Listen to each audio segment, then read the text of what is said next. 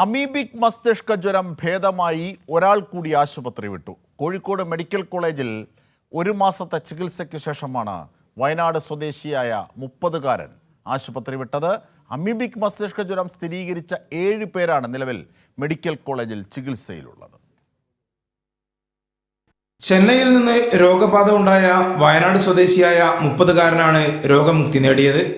Hotel ജോലി ചെയ്യുന്നതിനിടെയാണ് രോഗം പിടിപെട്ടതെങ്കിലും Kozhikode medical കോളേജിൽ നടത്തിയ പരിശോധനയിലാണ് അമീബിക് മസ്തിഷ്ക ജ്വരം കണ്ടെത്തിയത്. 1 മാസത്തെ ഫലപ്രദമായ ചികിത്സയ്ക്കൊടുവിൽ രോഗമുക്തി നേടി.